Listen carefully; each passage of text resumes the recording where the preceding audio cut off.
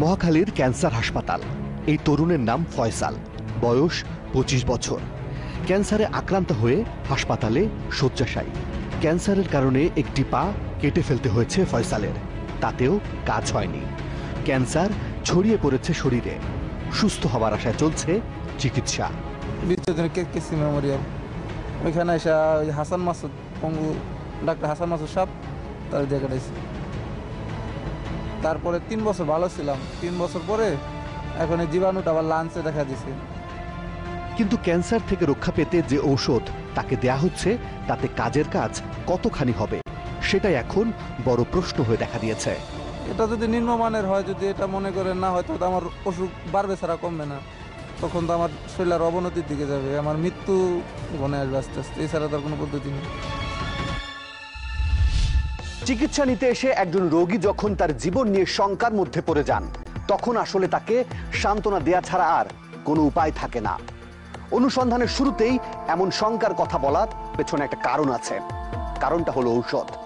আপনাদের নিশ্চয়ই সেই প্যারাসিটামল কাহিনীর কথা মনে আছে, যে প্যারাসিটামল খেয়ে অনেকের মৃত্যু হয়েছিল।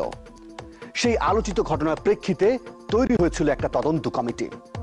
বাংলাদেশের সমস্ত ঔষধ কোম্পানির সমস্ত ঔষধের ওপর তদন্ত কমিটির করা সেই প্রতিবেদনই আমাদের অনুসন্ধানের প্রথম এবং প্রধান সূত্র।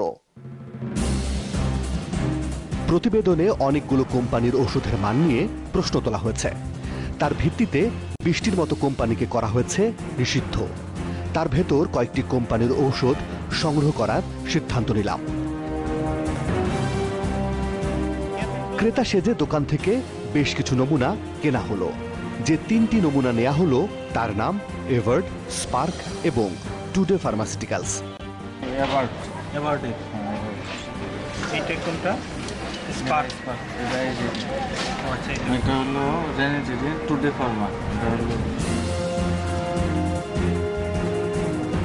আরেকটি দোকান থেকে সংগ্রহ করা হলো আরো কিছু ওষুধ। এসব ওষুধ কিন্তু নিষিদ্ধ। তারপরও কেন এসব বিক্রি করা হচ্ছে জানতে চাই। 2 টাকা দেখেন 5 টাকা বিক্রি করতেছে, তো দেখেন এখানে আপনার লাভটা কার হচ্ছে বেশি? যে বিক্রি করতেছে তার লভ্যাংশ বেশি হচ্ছে। তার মানে কিন্তু ভয়ঙ্কর। দোকান মালিক অথবা দোকানদার জানেন ওষুধটি নিষিদ্ধ, ওষুধের মান নিয়েও আছে প্রশ্ন, কিন্তু তারপরও তিনি বিক্রি করছেন কেবলই লাভের আশায়। দায় দায়িত্ব কিংবা ব্যবসার নৈতিকতার বালাই নেই দোকান থেকে তুলে নেয়ার তাগিদও। ওষুধ বিক্রি করবো মুদির দোকানের মতো, ওষুধ বিক্রি করতে গেলে আমার লাভ হয়ে চলে, এটা কি কাজ হচ্ছে না হচ্ছে না এটা আমার জানা নেই। আইনের আওতা তো অবশ্যই আনা উচিত, কারণ যেহেতু আপনার এটা এরকম হচ্ছে, যে কোনো প্রকারে এটা বন্ধ করা দরকার। যেসব ওষুধ মানবদেহের জন্য ক্ষতিকর সেসব ওষুধ কিভাবে উৎপাদন করা হয় বা কিভাবে করা হয় বাজারজাত, কিংবা কোম্পানিগুলোর ওষুধের মান ঠিক আছে কিনা তা যাচাইয়ের জন্য স্বাস্থ্য মন্ত্রণালয় সম্পর্কিত স্থায়ী কমিটি 5 সদস্যের একটি বিশেষজ্ঞ তদন্ত টিম গঠন করে। ঢাকা বিশ্ববিদ্যালয়ের ওষুধ ও প্রযুক্তি বিভাগের অধ্যাপক আবম ফারুকের নেতৃত্বে গঠিত তদন্ত কমিটি প্রথম দফায় 193টি কারখানা পরিদর্শন করে। ওই 193টি কারখানা এবং আরো বেশ কিছু নতুন প্রতিষ্ঠান সহ 84টি কোম্পানির মান দেখার জন্য তৃতীয় দফায় তদন্ত শেষে সম্প্রতি একটি প্রতিবেদন দেয়া হয়েছে। কোনো কোম্পানিতে ফার্মাসিস্টই নেই, বাইরের দিকে তালা মারা, ভিতরে সমানে প্রোডাকশন চলছে। যেসব কোম্পানিগুলো আমাদেরকে ঢুকতে দেয়নি, বাধা দিয়েছে, পরবর্তীকালে বাধ্য হয়েছে ঢুকতে দিতে, তারা নকল ওষুধও তৈরি করছে। শুধু নিম্নমানের ওষুধ তৈরি করে না, অন্য কোম্পানির ওষুধও তৈরি করছে। যে 84টি কোম্পানির ওষুধের মান নিয়ে প্রশ্ন ওঠে তার মধ্যে 20টি কোম্পানির উৎপাদন লাইসেন্স বন্ধের সুপারিশ করা হয়। আদালতের নির্দেশে শেষ পর্যন্ত ওষুধ প্রশাসন নিষিদ্ধ ঘোষণা করে। এগুলো হলো Exim Pharmaceuticals Limited, Evert Pharma, Bikalpa Pharmaceuticals Limited, Dolphin Pharmaceuticals Limited, Drugland Limited, Globe Laboratories Limited, Jalfa Laboratories Limited, Kafma Pharmaceuticals Limited, Medico Pharmaceuticals Limited, National Drug Pharma Limited, North Bengal Pharmaceuticals Limited, Remo Chemicals Limited, Rid Pharmaceuticals Limited, Skylab, Spark, Star, Sunipun, Today, Tropical এবং Universal Pharmaceuticals Limited. এছাড়া 14টি কোম্পানিকে সব ধরনের antibiotic উৎপাদন বন্ধ করার কথাও বলা হয়েছে। বলা হয়েছে 22টি কোম্পানিকে পেনিসিলিন ও সেফালোস্প্রিন গ্রুপের অ্যান্টিবায়োটিক বন্ধ করার কথাও। তবে নন পেনিসিলিন গ্রুপের অ্যান্টিবায়োটিক উৎপাদন করা যাবে। এছাড়া একটি কোম্পানির পেনিসিলিন এবং সেফালোস্প্রিন গ্রুপের অ্যান্টিবায়োটিক, অ্যান্টি ক্যান্সার ড্রাগ এবং হরমোন জাতীয় ঔষধ উৎপাদন বন্ধের সুপারিশও করা হয়েছে। যার নাকি কোনো রকমের ফেসিলিটি নেই তাকেও ওই পেনিসিলিন গ্রুপ অ্যান্টিবায়োটিক বানাতে ড্রাগ অ্যাডমিনিস্ট্রেশন পারমিশন দিয়েছে। যার কোনো রকমের ফেসিলিটি নেই ড্রাগ অ্যাডমিনিস্ট্রেশন তাকে সেফালোস্পোরিন বানানোর অনুমতি দিয়েছে।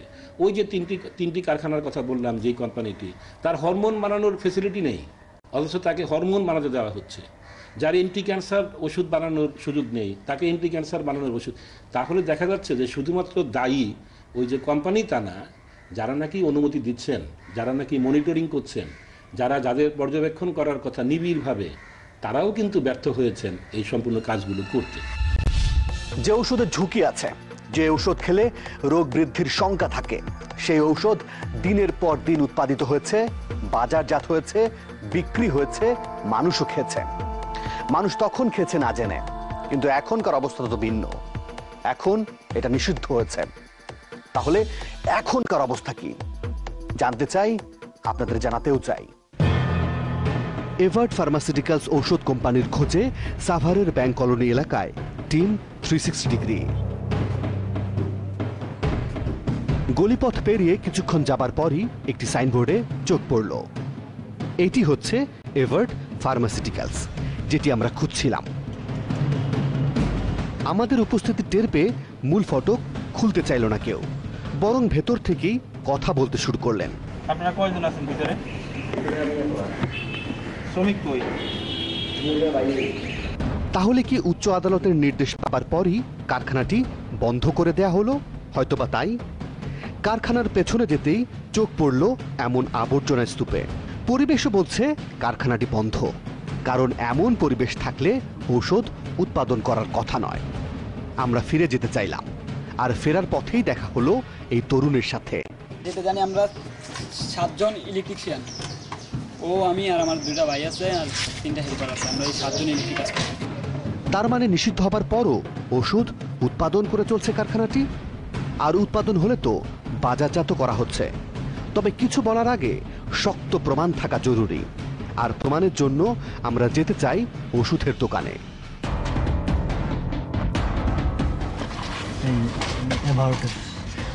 টঙ্গীর এই দোকানে পাওয়া গেল নিষিদ্ধ এভার্ট ফার্মাসিউটিক্যালস কোম্পানির ঔষধ।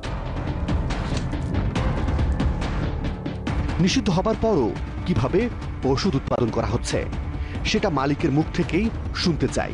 রাজধানীর মিরপুরে পাওয়া গেল কোম্পানির মালিক কবির হোসেনকে। আমার যতক্ষণ পর্যন্ত আমি ট্যাক্সের সিডি না পাইছি ততক্ষণ পর্যন্ত আমার প্রোডাকশনের রাইট ছিল, আমি প্রোডাকশন করছি। হিসেবটা মিলছে না। নোটিশ তো পাবার কথা আরো 1 মাস আগেই। 14/7/2016 তারিখে প্রতিষ্ঠানটি সিলগালা করে দেওয়া হয়। 15/6/16 তারিখে উৎপাদন বন্ধ করা হয়। সিলগালা করে দেবার পরও কারখানাটি ওষুধ উৎপাদন করে কিভাবে? উৎপাদন বন্ধ করার পরে যদি সে করে থাকে, এই উৎপাদন করে থাকে, তাহলে সে আরেকটি ভায়োলেশন করেছে। সিলগালা করে দেবার পর গোপনে ওষুধ উৎপাদন করা হবে, এটাই স্বাভাবিক। কিন্তু এই গোপন বিষয়টি তাদের গোপনভাবে জানবার কথা। তবে প্রকাশ্যে তদন্ত কমিটির বিরুদ্ধে অভিযোগের তীর ছুড়লেন এভার্টের মালিক কবির হোসেন।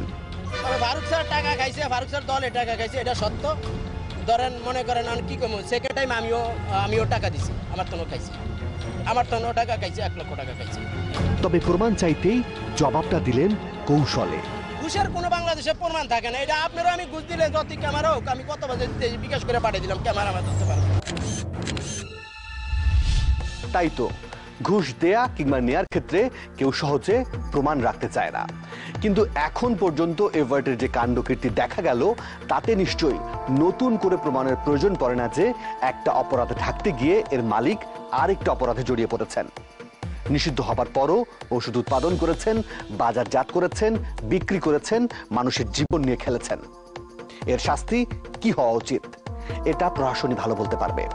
ফিরছি একটা বিরতির পর। অনুসন্ধানের এক পর্যায়ে এসে আমাদের মনে একটা প্রশ্ন তৈরি হয়। প্রশ্নটা হলো, কিসের ভিত্তিতে বিশেষ এই তদন্ত কমিটি গঠন করা হলো? পরে জানা যায় 1975-76 সালে বিশ্ব স্বাস্থ্য সংস্থার গুড ম্যানুফ্যাকচারিং প্র্যাকটিস বা জিএমপি নীতিমালা তৈরি করে, আর এই নীতিমালার ভিত্তিতেই তৈরি হয় তদন্ত প্রতিবেদন। এই জিএমপি নীতিমালা না মানার কারণে এভার্ট কোম্পানির কারখানা বন্ধের সুপারিশ করা হয়।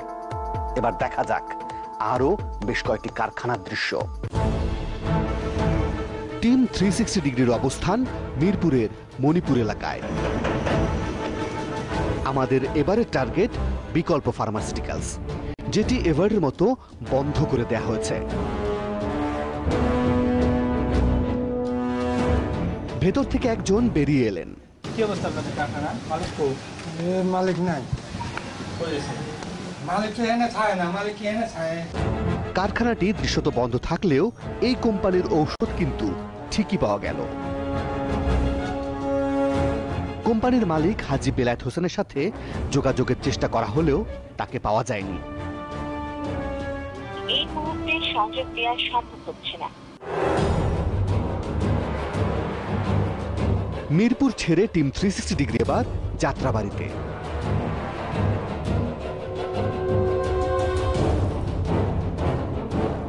টিমের সদস্যরা যে পথ ধরে এগুচ্ছে সেই গলির নাম ডলফিন গলি, অর্থাৎ ডলফিন ফার্মাসিউটিক্যালসের নামেই নামকরণ করা হয়েছে এই গলিপথের। আমরাও যেতে চাই এই ডলফিন ফার্মাসিউটিক্যালসে। কারখানার ভেতরে ঢুকতেই একজন নিরাপত্তা কর্মী এগিয়ে এলেন। হ্যাঁ, এটা ওষুধ কোম্পানি ছিল, কিন্তু এখন বন্ধ। ডলফিনের মালিক সুলতান আহমেদকে খুঁজে পাওয়া গেল না, এমনকি তার মোবাইল নম্বরটিও বন্ধ পাওয়া গেল।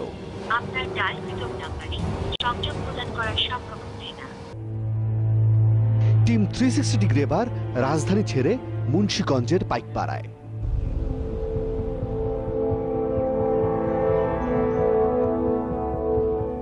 খুঁজে পাওয়া গেল আমাদের কাঙ্ক্ষিত ঔষধ কারখানাটি, গ্লোব ল্যাবরেটরিজ লিমিটেড। এই কারখানাটি এখন যেন এক জঙ্গল বাড়ি।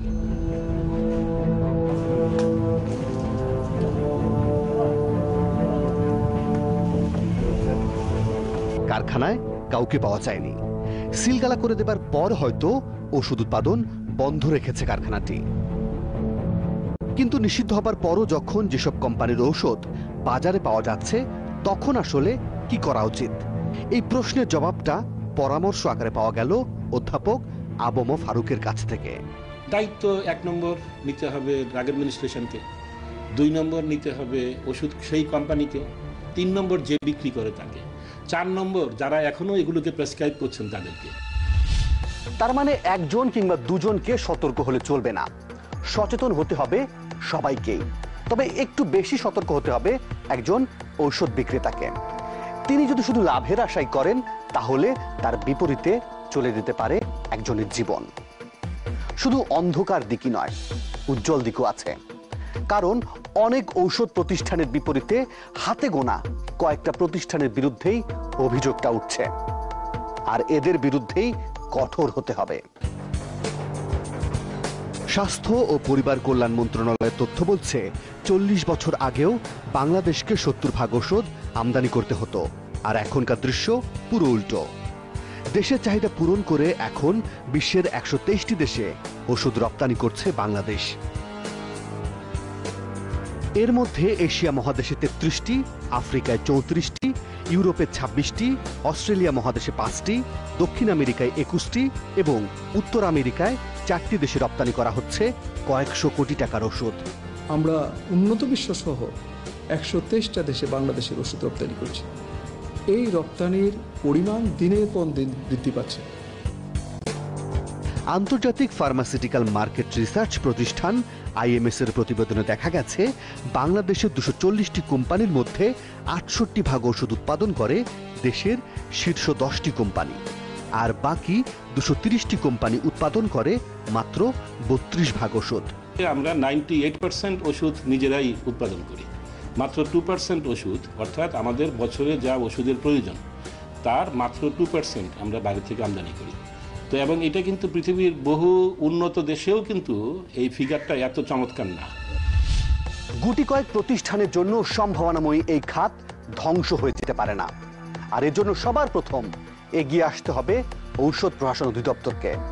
শুধু লাইসেন্স দেয়াই তাদের একমাত্র কাজ নয়, ঔষধের মান, কোম্পানির কারখানা মানসম্মত কিনা সেটাও দেখভাল করতে হবে তাদের। একই সাথে কারখানায় জিএমপি নীতিমালা মানা হয় কিনা সেটা দেখাও তাদের কর্তব্য। আর এই কর্তব্য তারা কতটুকু পালন করছে সেটাও তো দেখতে হবে।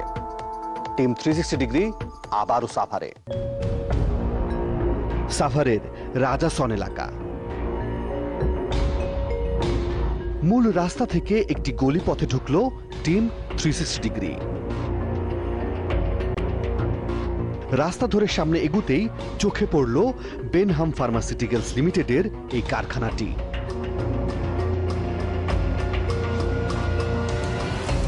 কারখানার বাউন্ডারির দেয়াল ঘেঁষে বিশাল এক ময়লার ভাগাড়।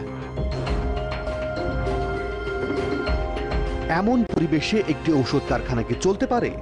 কারখানা কর্তৃপক্ষের সাথে কথা বলতে চাই। আমি হেড অফিসে কথা বলতে পারছি। এখন কে আছে? আছে, খারাপ আছে। একটু বলেন, এই খবরটা বুঝছেন? যথারীতি এই কারখানার কেউ আমাদের সামনে আসতে চাইল না, ভেতর থেকেই কথা বলতে শুরু করলো। এমডি স্যার, চেয়ারম্যান স্যার সবাই গেছে হেড অফিসে। কালকে আইলে ভাই কিন্তু আমরা মালিক বিশ্বজিৎ সাহার সাথে কথা বলতে চাই।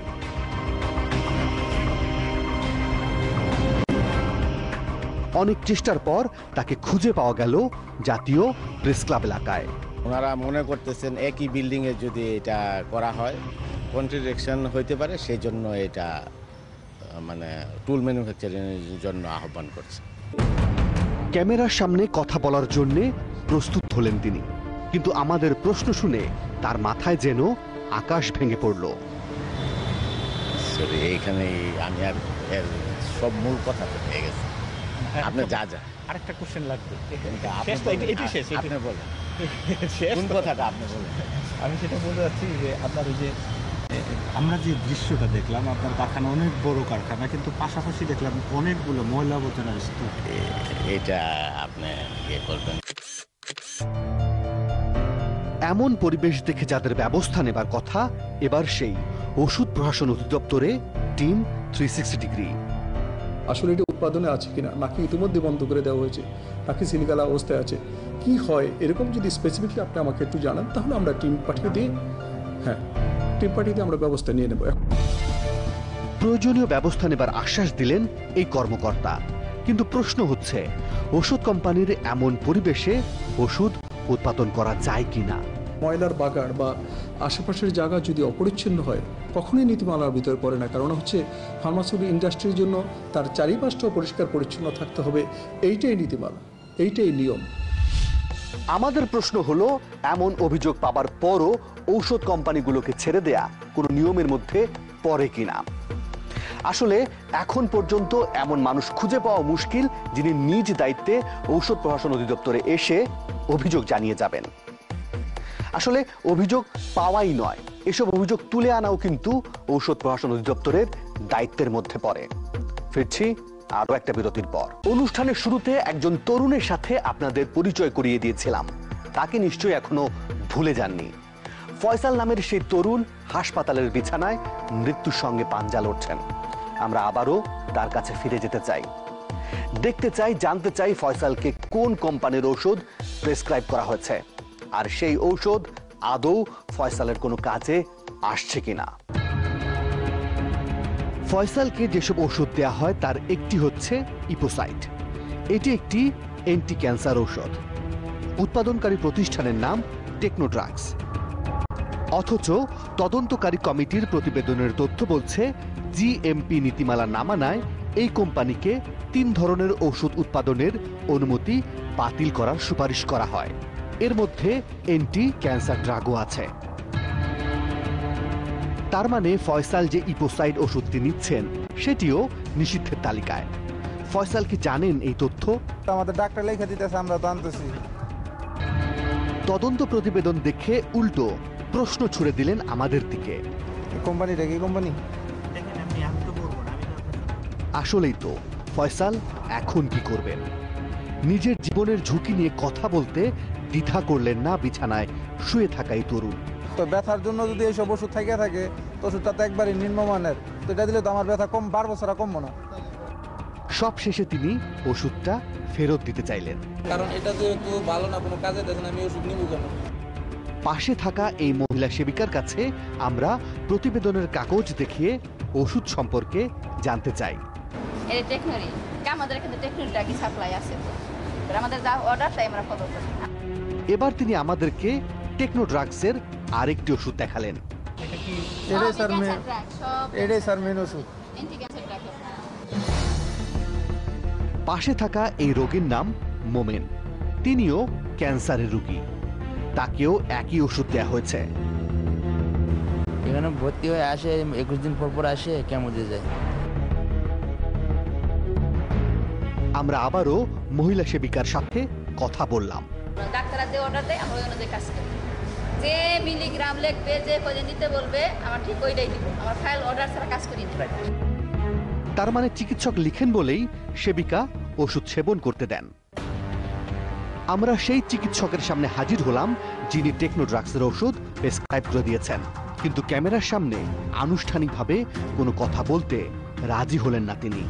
পার্শ্ব প্রতিক্রিয়া যদি ওই ড্রাগের মধ্যে ওই ড্রাগ না হয়ে অন্য ড্রাগ থাকে তাতে হবে, সেটা তো ওই ড্রাগ না অন্য ড্রাগ আছে, সেটা তো ওষুধের যে অ্যাডমিনিস্ট্রেশন থাকে, ওরা যে দেখে ছাড়পত্র দেয়, ওদের কি বলবো, ওরা বলতে হবে যে এই ড্রাগের মধ্যে যেটা সেই ড্রাগ না অন্য কিছু আছে, সেটা আমাদেরকে মেসেজ দিতে হবে। এবার টেকনো ড্রাগসের মালিক শাহজালালের সামনে টিম 360 ডিগ্রি। ওনারা কোনোদিনই আধা মিনিট থেকে 1 মিনিটের মধ্যে ইন্সপেকশন করে এত বড় কাভারিং করতে পারে বলে আমার মনে হয় না। এই অভিযোগের সত্যতা মেলাবো, কিন্তু তার আগে এই অবস্থা থেকে উত্তরণের পথটা জানতে চাই তার কাছেই। হ্যাঁ, অ্যান্টি ক্যান্সার সুপারিশ করেছে, ঠিক আছে। আজ পর্যন্ত আমাদেরকে কেউ বলতে পারবে না যে নিম্নমানের বা ভেজাল ওষুধ বা কোনো ইয়া তৈরি করছে। যদি কেউ এরকম বলে থাকে, আমি মনে করি তাদের ব্যর্থতা, তারা জানে না ভেজাল ওষুধ কি, নিম্নমানের ওষুধ কি। সাইডে যদি কেউ মানে ভেজাল ওষুধ তৈরি করে, সেটার জন্য কোম্পানিগুলো দায়ী না, সেটার জন্য দায়ী, আমি দায়ী বলবো না, আমাদের সরকারের ব্যর্থতা এবং আমাদের ওষুধ প্রশ্ন অধিদপ্তরের ব্যর্থতা। এবার বাস্তবে টেকনো ড্রাগসে যেতে হবে। টিম 360 ডিগ্রি যাত্রা শুরু করলো নরসিংদীর দিকে। শহরের মধ্যেই পাওয়া গেল প্রতিষ্ঠানের একটি ইউনিট। ভেতরে প্রবেশ করতেই এই কর্মকর্তা এগিয়ে এলেন। এই কর্মকর্তাকে দেখে মনে হচ্ছে তিনি খুবই সতর্ক আছেন। প্রথমেই তিনি আমাদেরকে নিয়ে গেলেন একটি হল রুমে। তদন্ত কমিটির সুপারিশের পরও উৎপাদন হচ্ছে কিনা জানতে চাই তার কাছে। বাংলাদেশের প্রাইম মিনিস্টারও যদি বলে যে ওষুধ বানাইতে না, কিন্তু আমি বলবো যে এটা আমরা বানাবো। এমন দুঃসাহসী কথা বলে আসলে তিনি কি বোঝাতে চাইলেন? এবার জানতে চাই তদন্ত কমিটি কতক্ষণ সময় নেয়। মনে হয় সম্ভবত ঘন্টাখানিকের বেশি তো নাই। তিনি বলছেন 1.5 ঘন্টা, আর মালিক বলেছিলেন 1.5 মিনিট। আসলে কার কথা সত্য? এবার এই কর্মকর্তা কারখানা দেখাতে আমাদের নিচে নিয়ে আসলেন। সুরক্ষিত প্রবেশ গেট পেরুতেই আমাদের জানানো হলো ক্যামেরা নিয়ে প্রবেশ সম্ভব নয়।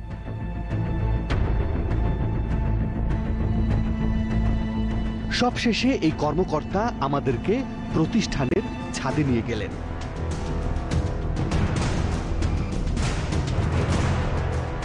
বোঝা গেল আবাসিক এলাকায় কারখানাটি গড়ে তোলা হয়েছে।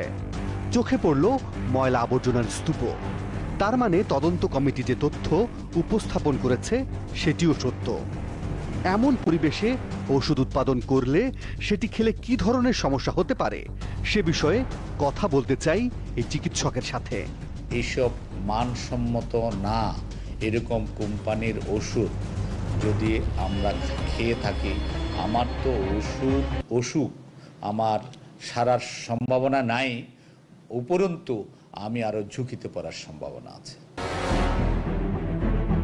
কিন্তু তদন্ত কমিটির সুপারিশের পরও প্রতিষ্ঠানটি দিব্যি ওষুধ উৎপাদন করছে। আমরা এ বিষয়ে কথা বলেছি তদন্ত দলের প্রধান আবম ফারুকের সাথে। তারা যদি তারপরেও এটাকে তৈরি করে, তাহলে বুঝতে হবে যে তারা জনস্বাস্থ্যের যে ঝুঁকিটা তারা তৈরি করছে, এইটার বিষয়ে তাদের বিন্দুমাত্র কোনো সমীহবোধ তাদের নাই। তারা এই জন্য সামান্যতম কোনো বিবেচনার মধ্যে নিচ্ছে না জনস্বাস্থ্যের ঝুঁকির বিষয়টা। এবং এটা অতিমাত্রায় আমি মনে করি যে এটা একটা জনস্বাস্থ্যের জন্য মারাত্মক একটা ঝুঁকিপূর্ণ বিষয় তারা করছে, এবং এটা তাদের অবিলম্বে বন্ধ করা উচিত। যাদের এমন ওষুধ উৎপাদনের প্রযুক্তি নেই অথচ তারা নিয়মিতভাবেই ওষুধ বাজারজাত করছে, তাহলে এই তদন্ত রিপোর্টের সবশেষটা কি সেটাও তো জানতে হবে। যে নীতিগতভাবে সংসদীয় কমিটির এই সিদ্ধান্ত, এই প্রস্তাবনাগুলোকে মন্ত্রণালয় গ্রহণ করেছে, আমরা পর্যায়ক্রমে সবগুলোই বাস্তবায়ন করে ফেলব। সুপারিশ হয়তো বাস্তবায়ন করা হবে, কিন্তু যতদিনে বাস্তবায়ন করা হবে ততদিন পর্যন্ত যেসব ক্ষতি হবে তার দায়ভার কে নেবে? আমরা জানতে পেরেছি এই কোম্পানির ঔষধ নিয়ে বিভিন্ন পত্রপত্রিকায় প্রতিবেদন প্রকাশিত হলে ঔষধ প্রশাসন অধিদপ্তর কোম্পানির পক্ষ হয়ে প্রতিবাদ করে এবং নিরপেক্ষতা হারায়। আর এই ঘটনাটা নিয়ে সংসদীয় কমিটি ক্ষোভও জানিয়েছে। আর এত কিছুর পর আসলে আমাদের আর নতুন করে কিছু বলার থাকে না, বাকিটুকু আপনারাই বুঝে নিন। প্রিয় দর্শক, আপনাদের কাছে কোনো সুনির্দিষ্ট তথ্য কিংবা অভিযোগ থাকলে আমাদেরকে জানাতে পারেন। আমাদেরকে জানানোর মাধ্যম 4টি: ফেসবুক, SMS, ইমেইল এবং মুঠোফোন। আজ তাহলে এ পর্যন্তই, তবে কথা কিন্তু একটাই, ভালো থাকবেন, ভালো রাখবেন।